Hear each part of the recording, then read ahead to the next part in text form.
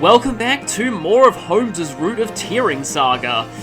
We need to get to, this guy, Michaelis, whatever his name was, but in our way is, some of the Isora pirates, so we're gonna have to, fight a bit of a skirmish battle, but first, I just thought of who I would give the hero crest that we found in the last map to, so I've got to manage items and, get rid of that.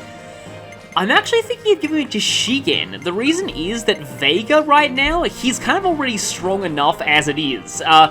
Shigen's going to get +3 strength from promotion, which will put him up to the same strength as Vega, so I feel like maybe he'll need it more.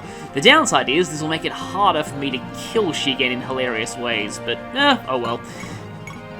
Let's go ahead and do that. I have some other things that I can give to people. I've also got some money bags I could maybe sell once I get to Welt. But here's something I'm going to do. I'm going to go ahead and give that and also Sylphid to Alicia. Oh, I have that silver sword too. Who wants that? I mean, since the other sword fighters are all promoting, and since I have to hold off on promoting Xeno until level 13 anyway, might as well give you the silver sword. There are quite a few hero crests during this part of the game. Oh, also Samson. Samson needs more axes. Sorry, Bart, and sorry, Garrow. Do I have any ranged axes on this group at all? Oh, there's that iron bow that I stole. Guess Holmes can take that. Okay, let's move. Yeah, the funny thing about axes in this game is that most of them have really high durability, which kind of makes sense, because many of them are designed for, you know, things like cutting down trees. You'd expect they'd be durable types of, well, I mean, they wouldn't be intended to be used as weapons if they were meant for cutting down trees. And, oh boy, this map's actually quite big, despite it being a skirmish. Just want to quickly do a once-over to see if anyone has any dangerous weapons. Killer Axe, good to know. Because I ran afoul of that last time, in a very big way. And I have no idea where we're going to deploy, but I would like to bring Samson and Alicia here a little bit. Also promote Shigen. Oh, we start all the way up here. That's okay. I'm going to have to cut out most of this skirmish, I think. But before we do anything else, it's hero time.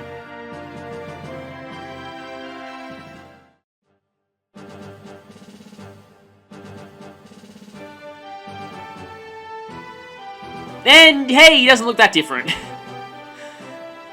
That's one of those unfortunately disappointing promoted sprites in this game.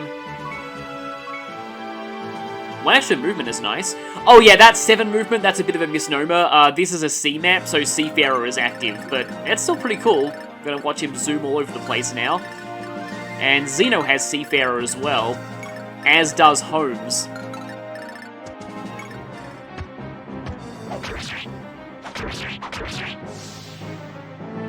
One rounding basic pirates already, not bad, with an iron sword too. Oh wait, regular thunder is actually heavier than... Yeah, it's 1 point heavier than her personal. I guess I should mention here that Dire Thunder is called Gren Thunder in Japanese, and I'm not really sure why they changed its name. I don't need to waste it here. Also, the fact that she can use Sylphid, so something interesting that was pointed out to me in the comments, is that literally anybody in this game who can use Wind Magic can use Sylphid, because Sylphid requires 7 mastery, and the only mage who has less mastery than that at base is Meriel, and Meriel can't even use Wind Magic until promotion, upon which she will gain enough mastery to the point where she will be able to use it even with her base, like, assuming that she never gains mastery at all since her base. She'll still have enough to use Sylphid on promotion just from its promotion gains alone in her base stats, so that's just kind of interesting. And Sylphid is ridiculously good too, so that's always a good thing that anybody who can use it, well, can use it. They really like giving us iron bows, not that I'm complaining, but still. Yeah, let's just use this regular iron bow. These guys are weirdly fast for bandits, but still, Holmes just kind of wrecks them. Holmes is kind of a monster on the player phase, even though he is kind of player phase only for a long time. Okay, getting mastery on Holmes is good, because I think, is 12 enough to use the Chukonu? It might be. Now, yeah, okay, that guy has the killer axe, so I do have to watch out for him a little bit. Or, you know, I could put Shigen in his range with Dullahan and just see if he gets a crit, because that would admittedly be really funny. Shigen is hurting to an extent, though. That's just always the thing with the Daruc. I'm so tempted, though. I really want to do it, just in case it actually happens, because, again, that would just be really funny. Yeah, let's just see if I can do this. I'm not gonna... No, I actually am gonna W. And I do enough to kill you in one hit, so that's conserving Dullahan uses. It is named after that mythological, headless mythological creature, but it does actually make me think, though. There was, I think there's a recurring super boss called Dullahan in the Golden Sun series, I think. And I only remember that because there was a Game Boy Advance magazine that I used to read a lot of as a kid, and one of the write-in questions was something like how do I beat Dullahan? And as a kid, I read it as Dahullen. So it was like, how do I beat Dahullen? There was also somebody asking how to beat the mission Mighty Kanbei in Advance Wars 1, which is kind of relevant now. I'm really looking forward to that. I am actually kind of glad you dodged, because that at least conserves uses. It still would have been hilarious if that guy crit, though. Please hit, that'd be great. Oh. Well, speaking of crits...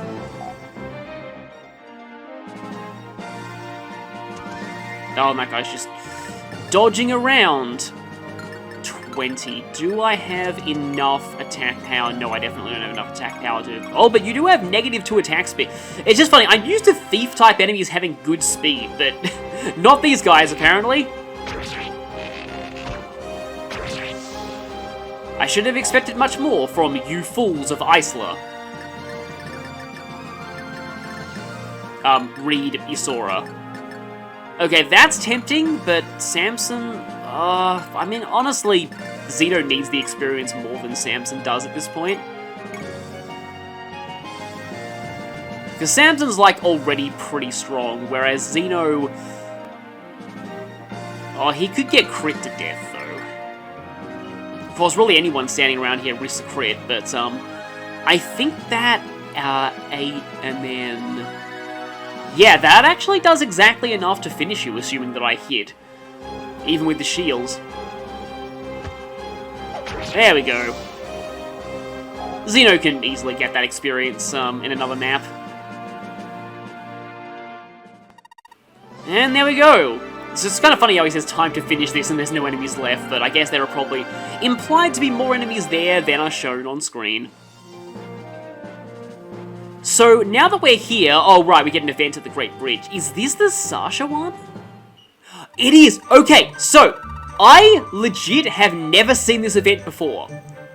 I do vaguely know where this subplot goes, but I've never seen its entailing events before. This is the first time I've ever put Sasha on Holmes' route in any of my playthroughs.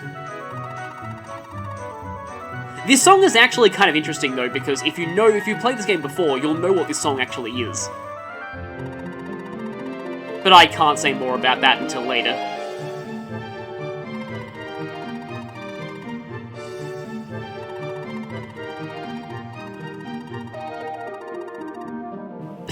Making people cry is Holmes' way of saying hello. I guess that's one way to describe a tsundere.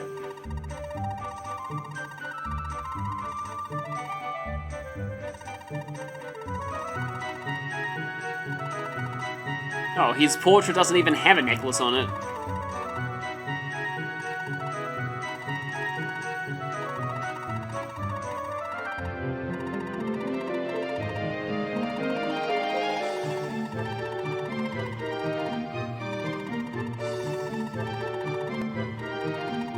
Maybe it's a mass-produced one.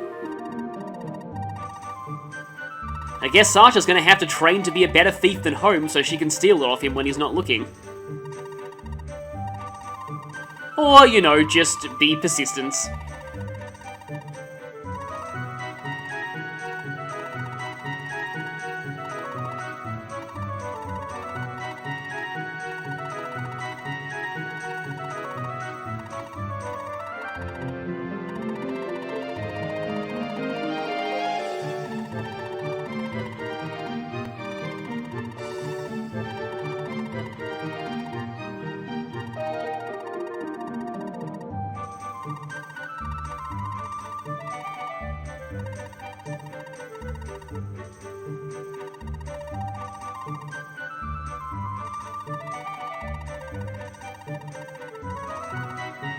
And so Holmes has become an Onishan.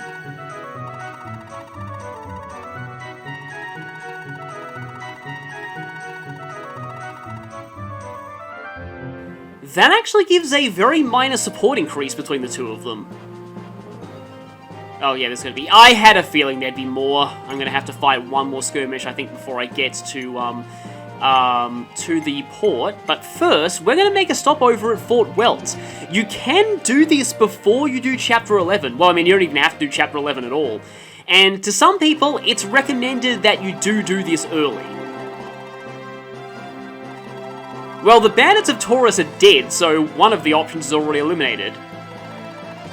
Now, I mentioned this in the Root Split video, but in case you didn't see that, you need to have somebody with authority in Welt in order for Lionel to let you into the castle. So, Sasha has me covered here, but if you're doing the Mel's Ensorcel Staff event, Roger will have you covered. It's Roger, Sasha, I think Norton can do it, Raffin, but why would you put Raffin on Holmes' route, and Esther can also do this.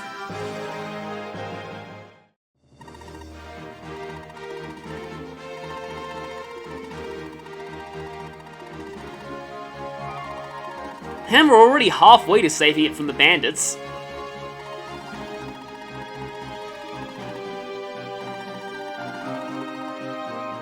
And Holmes is tsundere as always.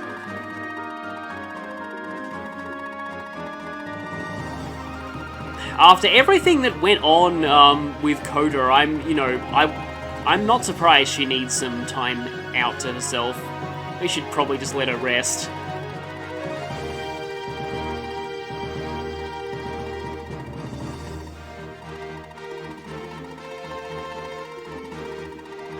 So, if you successfully do this event, you get another pick out of Count Marlon's men. And that means I'm going to have to give their bios again, just briefly, because everyone here, they are a little different now that it's later in the game. Some of them aren't quite as useful, and some of them are just about as useful as they were before. The answer being not very. However, you might notice that there is somebody here who you didn't recognize, because I chose one of them. There should only be 3 left, but there's actually 4. You see, there is a twist to this. You do get to pick one more out of the people you didn't pick at first. However, there's an extra choice here.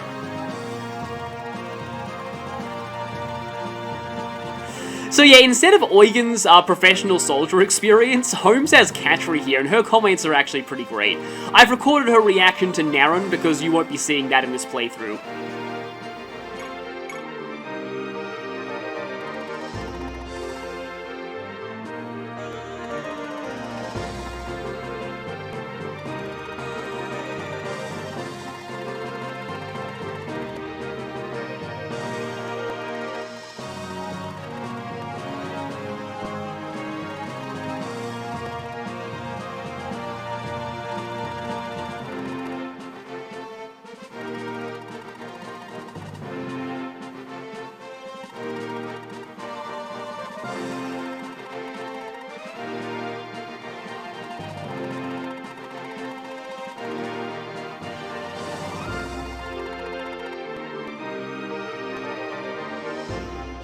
Without weak enemies to feed off of, and the early game to utterly dominate, Naren isn't quite as amazing as he is if you chose him back in Chapter 2.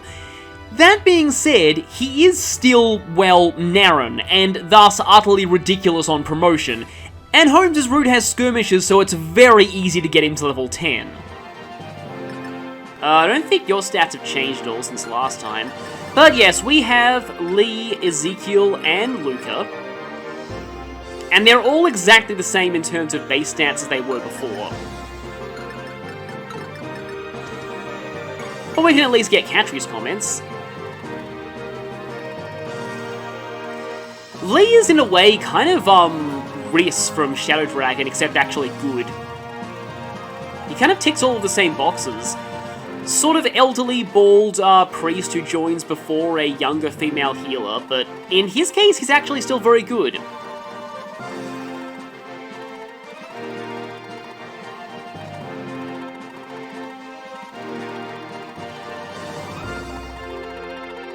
Yeah, I thought that's why she was spacing out, and that's all she has to say.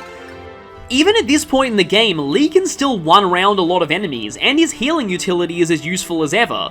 Like Naren, he doesn't have the early game to dominate, so he's not quite as good if picked here, but he's still a solid choice. Though you do miss out on the in-armor staff this way. And now, Ezekiel.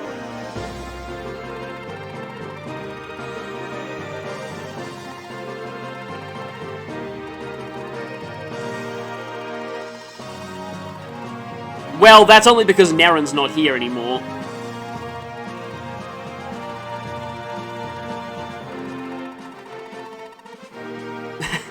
So that's all she has to say there.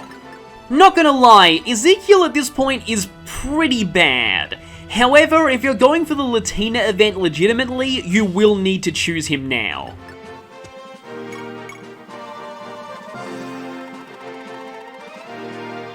I thought Holmes was going to say you look like a wimp, and honestly I wouldn't put it past him. I'm so sorry, Luca. I'm so sorry that one of the developers clearly hates you and just has made your life a miserable existence. Yeah, passionate is the word.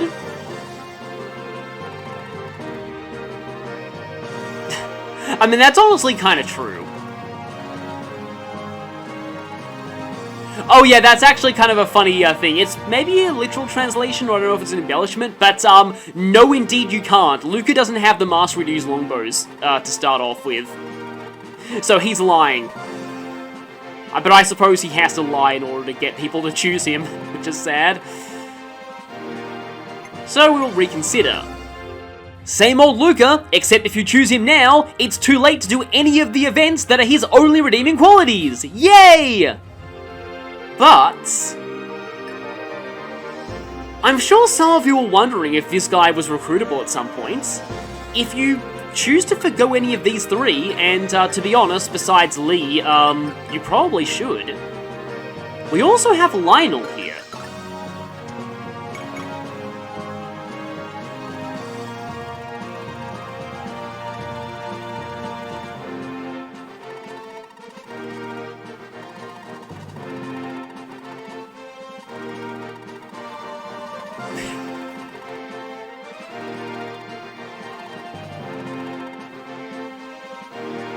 Catri's not wrong though. Lionel is indeed good.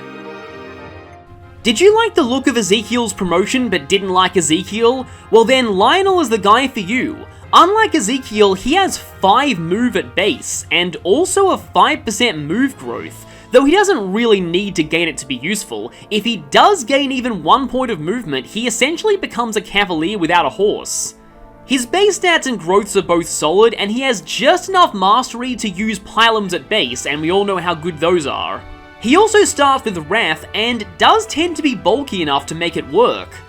Nile and Gladiator aren't great, but Urbanite is kind of decent, since Lionel really shines in indoor maps. He'll be one of the few people who can use lances and axes in there. And this is especially helpful in the endgame, where everything gets very, very indoors. So overall, Catri was right. Lionel is indeed good. And I really wish I could pick Lionel for this playthrough. I did in my test run, and he was great. However, I want to show the Latina event the way the developers intended it, and for that reason, I'm gonna have to pick Ezekiel, and I'm probably not gonna use him. It's kind of a shame because his promoted class is decent, but 4 move before promotion and 5 move afterwards, it's not great. Plus, Samson is a way better axe user. And he promotes with a, actually not a hero crest, with a knight's crest. Which I suppose aren't, like, there's not a lot of competition for them on Holmes' route. Oh, this event must be new too, because, again, I don't actually put Sasha here normally.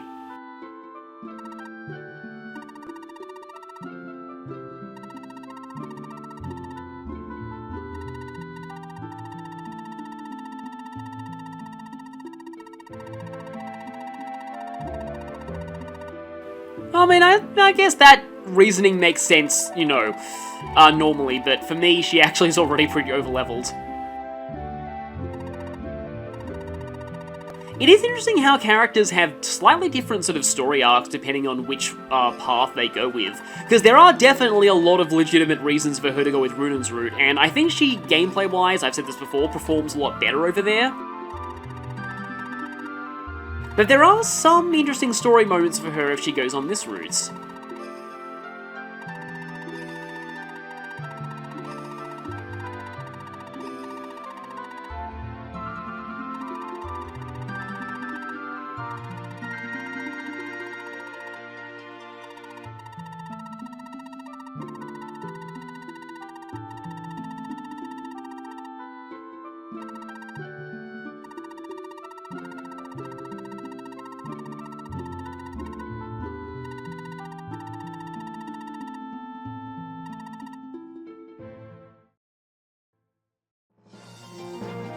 Already there are some pretty heavy implications there, but for now I'll just leave that to you all to make the connection yourself. Let's head over to this place, somewhere that we didn't actually have a battle earlier. Oh, okay then. If we go there, we're gonna have to fight more enemies on this map than we normally would. We might. I was gonna stop over at the shops at Fort Welts.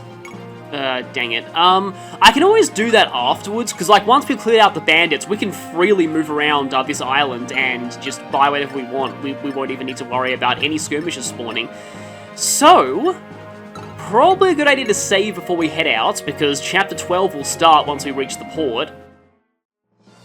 I guess this way I'm not showing what the Lot Forest map looks like, but it's actually really tiny and it's not that interesting.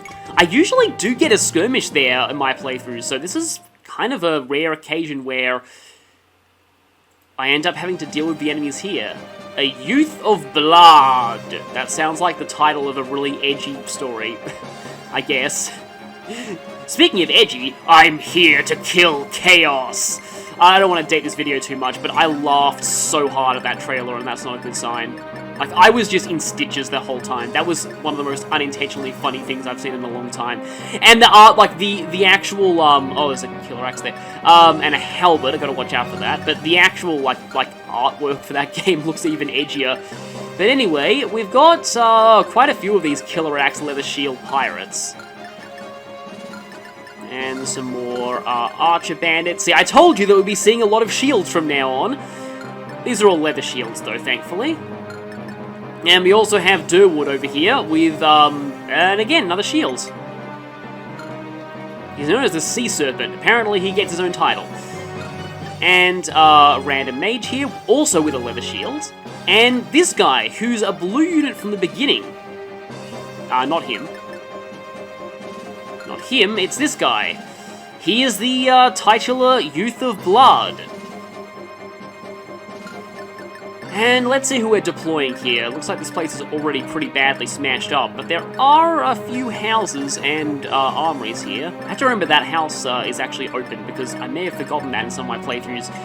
So, who do we get to... Okay, something that I was also told about in the comments, and it's a bit of a delay before I can actually act on them, because I do record in advance, but if you press the start button on the deployment screen, you can place a cutoff point. And everyone after that red line will not be deployed. So that way, you actually aren't forced to deploy your entire army if you don't want to, which is useful in some maps where there are witches and you don't want to deploy some really weak people. Speaking of weak people, get out Ezekiel. And instead, let's bring Roger. Roger actually does pretty well in this map. This is one of the very few outdoor maps that Holmes has, so make use of it with your cavalry while you can. And they want to try and show off that ensorcel stuff, though. Not that Alicia really needs that right now. And I think I'm just going to go with the luck of the draw, like, in terms of where everyone will deploy. Don't really care that much, because this is a very small map. Most people can get where they need to from the start. Except Alicia, which is why I'm glad that she started kind of forward. Oh, Mel started all the way at the front. That's not good.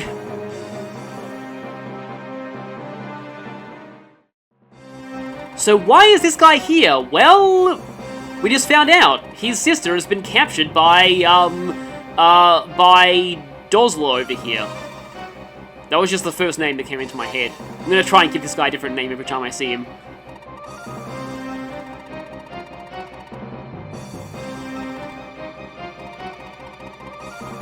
It would be actually kind of darkly funny if she was like, oh wait, actually no, that's not my brother.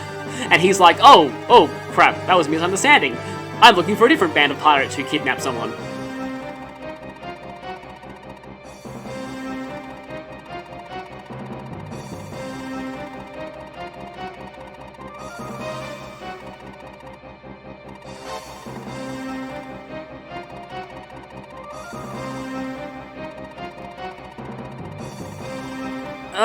Well, if we saw your stats earlier, he's actually probably outclassing you, and he's only level 3.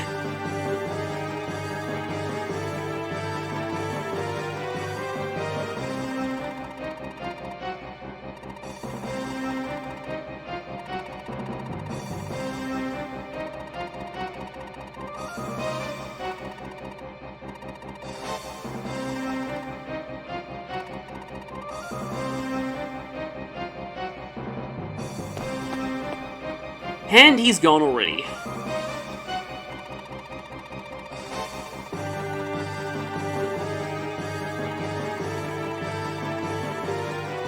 Oh, Catcher's got pretty good vision.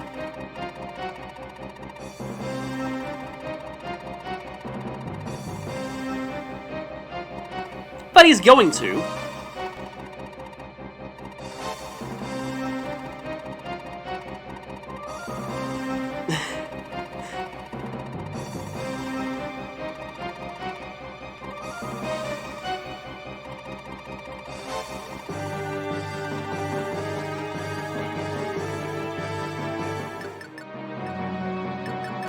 Okay, so this time, let's not forget about the guy we're trying to save, who is fully playable right now, so I guess I can give his bio.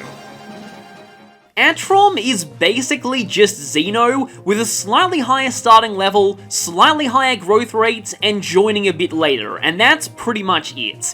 They're pretty interchangeable, although if you like growth units, Atrom's growths are some of the best in TearRing Saga. Personally, I think Xeno has the edge in skills and supports though, and even though Xeno only technically has a 1-map lead on Atrom, assuming that you head straight to Chapter 12 first, there's a lot of both potential and forced skirmishes that Xeno gets during that time, which should put him ahead of Atrom if you've been using him. And Atrom does have all the same weaknesses as Xeno, not being as good as Vega and Shigen, and requiring a hero crest to promote. Holmes' route is pretty forgiving to rotating through multiple sets of characters though, so if you want to train this guy, go ahead, he actually does end up pretty decent. For him to fully make his escape, I'm going to need to deal with this guy, but let's see how I deal with him is, I'm going to have Holmes attack you first, and then I'm going to have Xeno finish, because Xeno is actually kind of bulky for a sword user, at least by the standards of this game's sword users.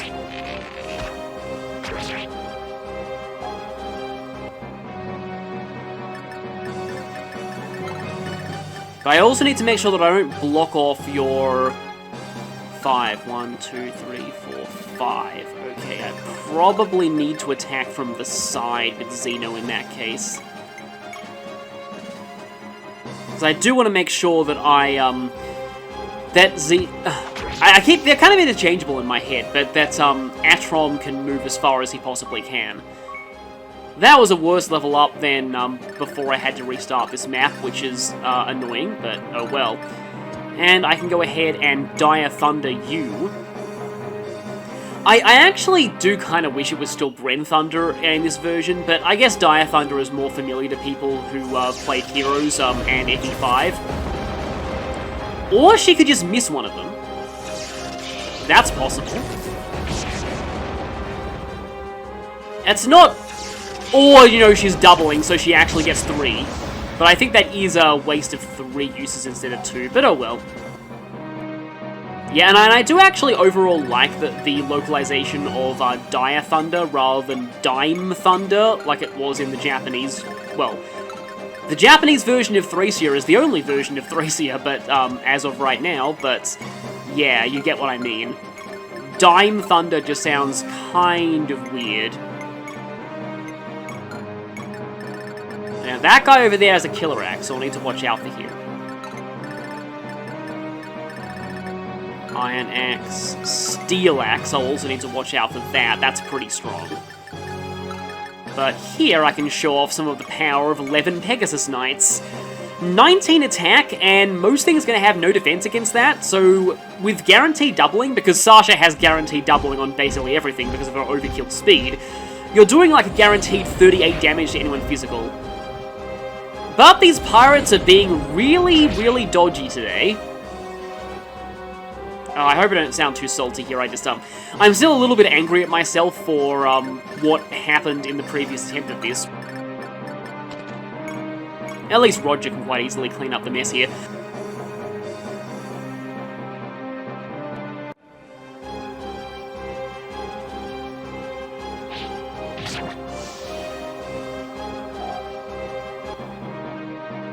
Wow, that guy was worth a lot of experience. That's a pretty high score stat. I guess I'll have... Christ can maybe run in a little bit later. Or I could try and... How many things can actually go for... Because that guy's got a brave crossbow. How many things can go for Christ if he tries to cover Atrom's flank?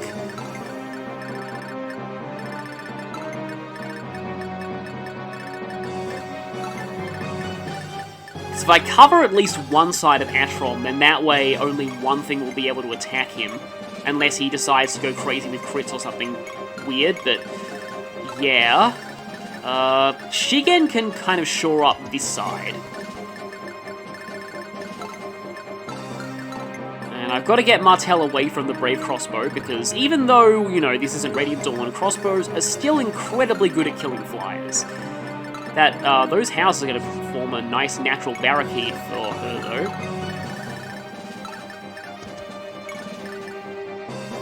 And, yeah, she's going to just stay back a little bit. Yeah, you can ensorcel 11 Pegasus Knights for 7 more damage. Times 2, so 14 more. It's kind of ridiculous, but... Yeah, like on paper I understand the idea of making magic count for resistance. It's an interesting system, but on the other hand, they really didn't think it through when it came to Pegasus Knights, because their signature high resistance stats require that they have high magic stats in this game, and that means that they're kind of broken with 11 swords, because just like FE1, Pegasus Knights can use both swords and lances before promotion. Which is also something that I'm not really sure should be a thing. Just unpromoted classes with 2 weapons in general. I mean, you've got that on Cavaliers, and Cavaliers tend to be pretty broken with both that and good movement. I mostly equip Shram here for the defense, but Vega is pretty strong on the front lines.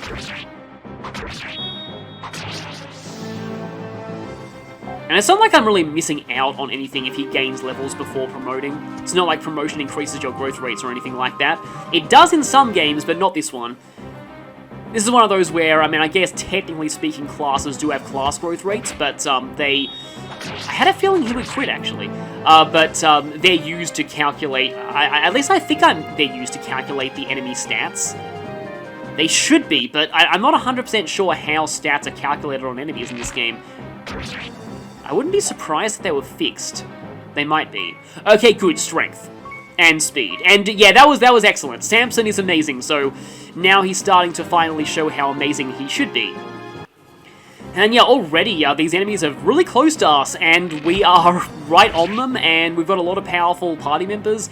We should have these guys mopped up pretty quickly. Wow, okay, Vega normally doesn't get this much defense from me. He's even more tanky now. And this is why I wanted to make sure that only one thing could attack Atrom. Because he is a little fragile right now, as you can see. That mercenary is just asking to get Dire Thundered in the face. And this guy, well, this guy isn't asking for anything because he's already dead. He just doesn't know it yet. Just reminds me of, there are, I think, only No, there's a card of Spoiler Garen, but there are a couple of Garen cards in Cypher, and one of them has this, I completely forgot about this quote, has the quote on it, because every Cypher card has a quote from the character, usually from their game of origin, but the Garen quote was, "The world is already mine, it just doesn't know it yet." It's just, lines like that just make me just, it's why I love Garen, ironically, so much, is just, he's so bad, but he's such a bad villain, but it's just really funny. And yeah, the Shield Blade is droppable, but I think we actually need that for a quest later. Randomly increases defense. In a lot of my playthroughs, that ends up going on Xeno, because he's kind of tanky for a sword fighter. So okay, we have a whole lot of these guys, and can I actually get to the Brave Crossbow? No. If I took out that guy, I might be able to get to him, and he's weighed down massively, so Roger would obliterate him. Oh, Sasha can't quite get there. I don't trust Christ to take that guy out on his own. I mean, do I? 20 attack power, 4 defense, and I double.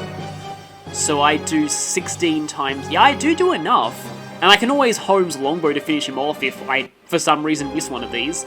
I think 93 hit is pretty reliable with this game's accuracy table, which is an interesting way to do true hit, honestly. Well, not exactly true hit. I wonder who came up with the term true hit. I guess it's because, you know, the displayed hit is lying to you, so it makes sense in that regard, but... Okay, now this means that that guy will be able to attack Roger, but honestly, I don't care. Roger's pretty strong regardless. Don't really like going through these pylons. They're pretty valuable, but may as well use them. I mean, again, as Glass would say, what good is a sword if you don't use it? And I wish I took his advice in my first playthrough, because I had no idea that Lynn's Manai Katai, or however you pronounce that, gets fully repaired after her story's over, so I just didn't want to use it, because I was just like, oh, I don't want to waste that really good sword, I want to save it for later, but, I mean, I didn't need to, because, yeah, again, fully repaired. Okay, like, as you can see, we are just mopping up these guys already. Let's see how we do this. Are you? Oh, I took her sword. I took her S-Dock to give to someone else. That's, yeah, why? But she can technically fight, and she can use Levin swords. I alluded to that in her bio, but I don't really find it to be that useful, because it's, they're, like, she's not that good of an attacker, like, even if you give her Levin swords. Speaking of Levin swords, though, you have a shield, and a killer axe. Yeah, I'm gonna Levin sword you. Even though I'm running out of it a little bit. Yeah, I don't know if I'm making the most efficient use of this Levin sword, and I don't like my low hit rate with this on Sasha. But at the very least, you've been weakened to the point where somebody else could, well, didn't need somebody else to finish you.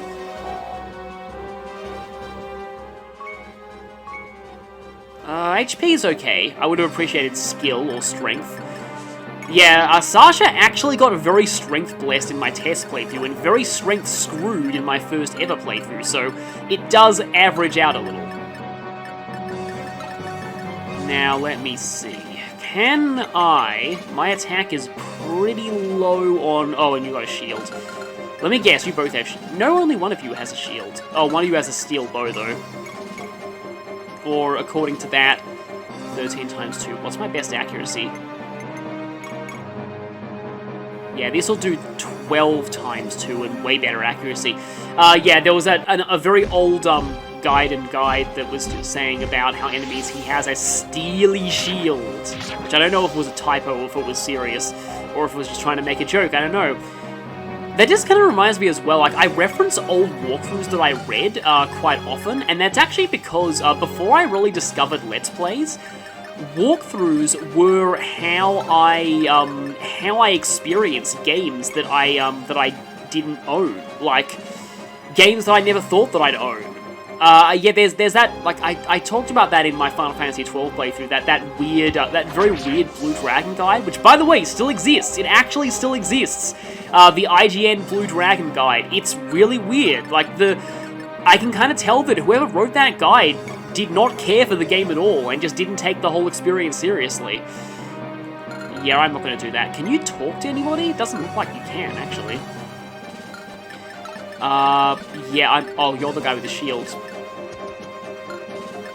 So, as you are the guy with the shield, I'm going to attempt to killer axe you. And see if that works. And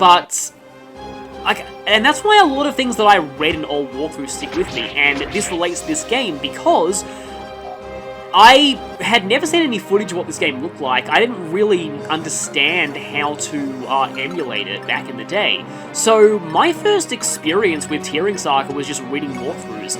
The first one was the walkthrough on Serenade's Forest, which isn't great, like at all. Let's see, 19 minus 4, that should be 15. Yeah, that'll be enough. The Serenade's Forest walkthrough isn't great, but it does, and it's actually incomplete. It only covers up to chapter 15. And it's actually really funny that it stopped right before chapter 16, because chapter 16, oh boy, chapter 16, that's gonna be fun. Yeah, that's gonna be really fun. You'll see, trust me, chapter 16, I've been looking forward to that one for a very long time. It's one of those things, like when I played Final Fantasy XII, I was looking forward to my, oh my gosh, Lars is actually a boy story? I'm looking forward to something in this game, even more than that. Hammer. Well, I mean, I suppose you can take that. There aren't a lot of armored enemies on Holmes' route, so it's not the most useful of things to have. Like, there are very few armored enemies on Holmes' route, but I guess, okay, a little later on in his route there are some. I want to have Katri stay back for a bit, actually. Oh, Vega still hasn't moved yet. I mean, he's a little overpowered as it is, but I can whack you, I guess. And you've got... 0 is not a bad attack speed by enemy standards, but we're going to attack you. Now, I do know there is another enemy who will be appearing later in this map, and I forget if he's going to appear now or later, because if he appears now, that could be kind of bad, because he has some quasi-ambush spawns by his side. Oh, yay, basic wind. That's going to be useful. Do I... Oh, I don't even... I was like, do I physic? Or do I physic someone? But no, I don't even have physic right now. I'm used to Runen having physic. Doesn't this guy look like a paragon of goodness? I would do a voice for him, but, like, it would probably destroy my throat. You've got quite a few visitors outside. This guy basically, like, looks like... You know, I kind of feel like when I first read the Harry Potter books, this is how I pictured Voldemort looking. Now, I'm sure most people would have pictured him looking like this. Someone with shared interests among the companies of that pirate hose. There's a priestess with red hair. Bring her to me, and you will have your reward. Now he's turning to Jafar.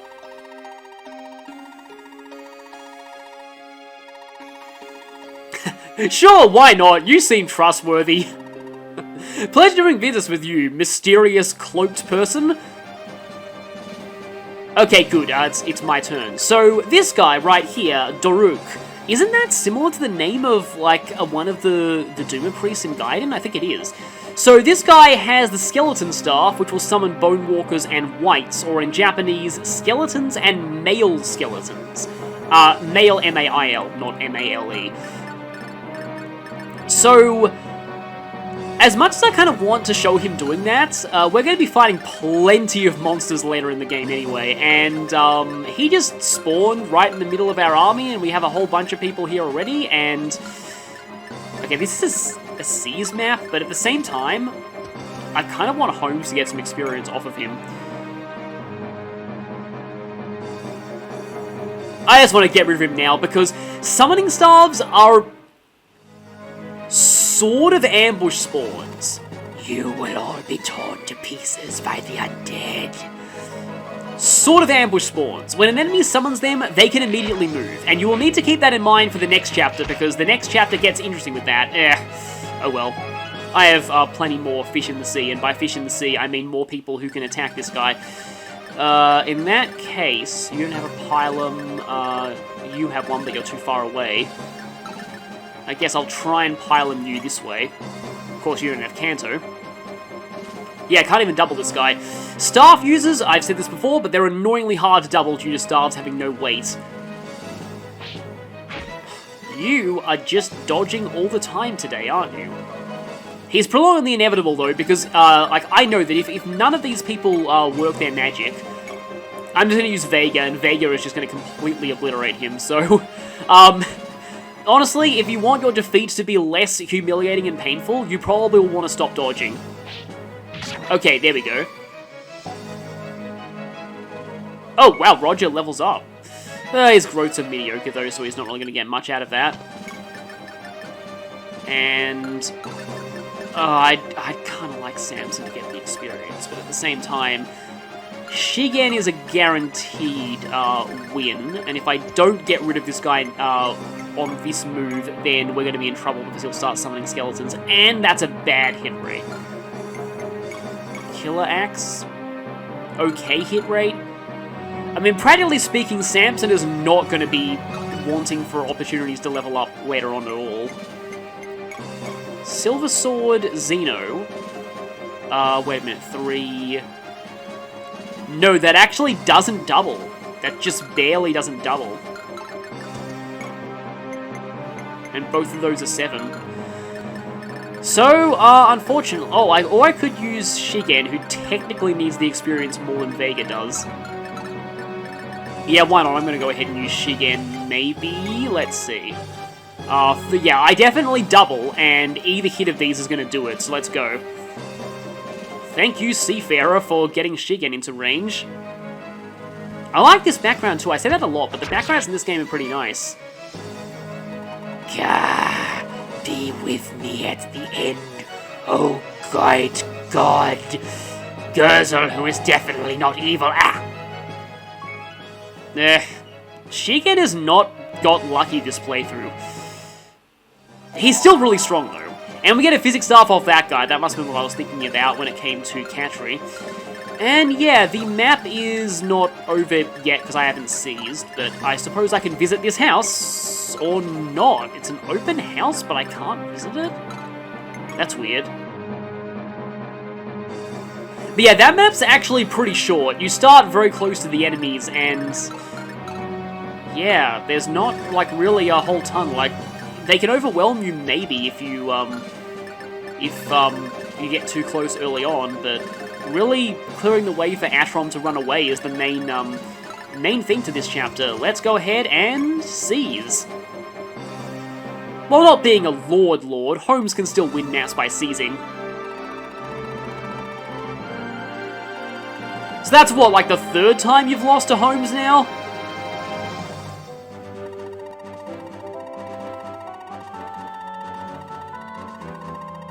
Yeah, true, we will need to, you know, get our ship ready in order to actually set sail. Unfortunately for Atrom, his sister's going to be going on a bit of a trip by boat right now. Thankfully though, we'll be hot on their tail.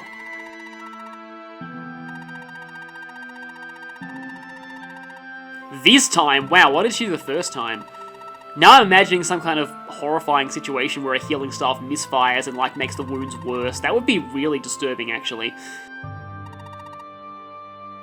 It's always got to be, like, it's a topic that I just always found just kind of interesting. Very few, like, pieces of fiction actually go into the way that healing magic actually works, and because there's a certain thing in Fire Emblem Three Houses that talks about something, it's hard to go into without spoilers, but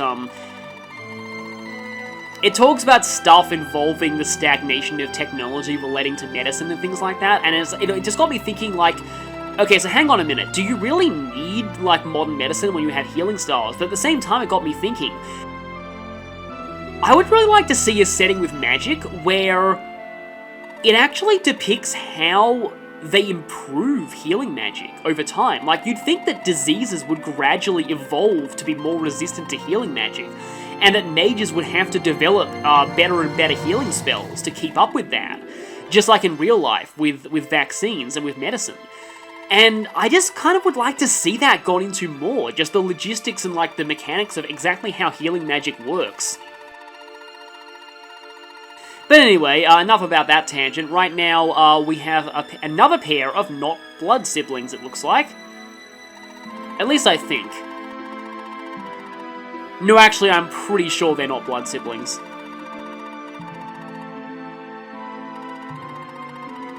Yeah, you see, this band is all about people who have parent issues, so you'll fit right in. Parent/family issues.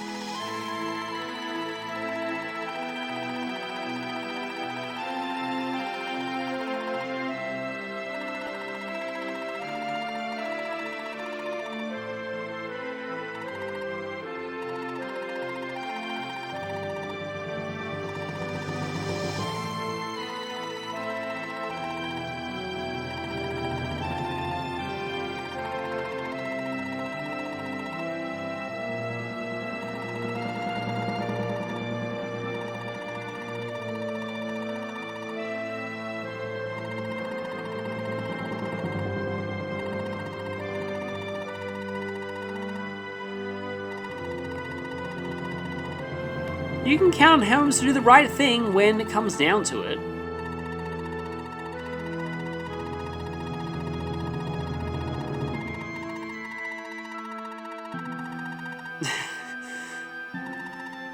Even though he's really only doing this just to get back at those bandits. Well, that's at least what he tells people. I'm sure that's not how he really feels.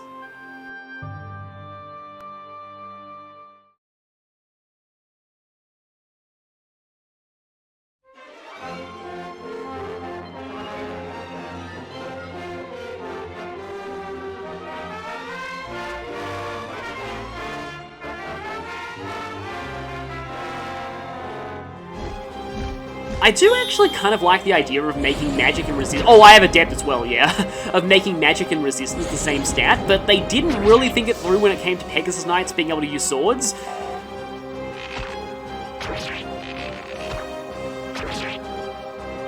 Kind of like this sort of farm background. Looks pretty nice. I think I'll keep my healers in the rear for now. See, this is one of those maps that is like a few of Holmes' maps. Oh my god, I'm dumb. I'm so dumb! I forgot to move him because I thought that I forgot. Well, I probably have to restart. I am such an idiot. Because there's still one more guy and a mage who are going to attack him. Oh, I knew I was missing something. I was like I kind of had everything figured out and then completely forgot about the guy we're actually trying to save. Don't know if I should be too concerned about the durability of Vega's weapon yet, and they're just taunting me. They're just waiting to attack me. It's always the thing whenever there's somebody who you know could potentially die, the AI always just saves them for last. They just know. It's like they know. They just want to draw out your suffering. Like this. Oh, boy. Yeah, he's totally dead. He's dead, dead, dead, dead, dead. It's not even a crossbow you're using.